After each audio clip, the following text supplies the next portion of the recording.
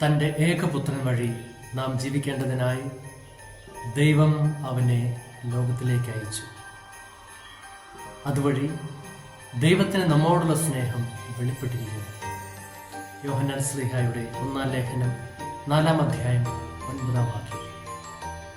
അതേ സ്നേഹമുള്ളവരെ, നാം ഓരോരുത്തർക്കും പുതിയ ജീവൻ ഉണ്ടാകുവാൻ, നാം ഓരോരുത്തരും പുതിയ ജീവിതം ആരംഭിക്കാൻ ഈ ക്രിസ്മസ് കാരണമാകട്ടെ. അതോടൊപ്പം തന്നെ പുൽക്കൂട്ടിലെ ഉണ്ണീശോയെ നോക്കുമ്പോൾ ദൈവത്തിന് നമ്മോടുള്ള സ്നേഹം എത്ര വലുതാണെന്ന് നാം മനസ്സിലാക്കുന്നു. ദൈവത്തിൻ്റെ സ്നേഹം വെളിപ്പെടുത്തപ്പെടുന്ന ഒരു സ്ഥലമായിട്ട് പുൽക്കൂട്ടിനെ കാണാം.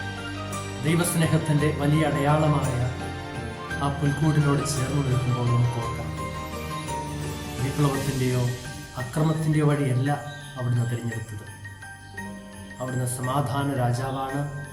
അവിടുന്ന് എളിയവനായ കർത്താവാണ്.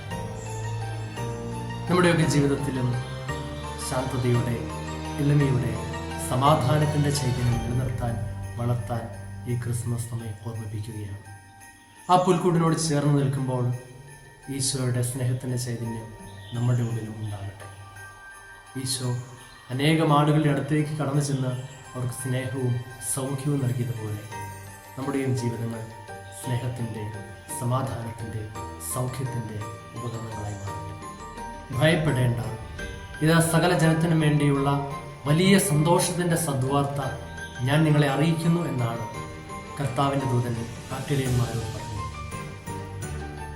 ഈ ക്രിസ്മസ് കാലം നമ്മുടെയും ആകുലതകളും ഭയങ്ങളും അസ്വസ്ഥതകളും എല്ലാം മാറ്റി കർത്താവ് നൽകുന്ന സമാധാനവും സന്തോഷവും ചൈതന്യവും സ്വീകരിക്കാൻ നമുക്കിടയാകട്ടെ. അത്യുന്നതങ്ങളിൽ ദൈവത്തിന് മഹത്വം, ഭൂമിയിൽ സന്മനസ്സുള്ളവർക്ക് സമാധാനം എന്ന് പറഞ്ഞുകൊണ്ടാണ് കർത്താവിൻ്റെ ദൂതൻ ആട്ടിടയന്മാരുടെ അടുത്ത് നിന്നും വിട പറഞ്ഞത്. ദൈവത്തിൻ്റെ സ്തുതികൾ അർപ്പിച്ച് നമ്മുടെ മനസ്സിലും കർത്താവിൻ്റെ കൃപ നിറയാൻ നമുക്ക് പ്രാർത്ഥിക്കാം.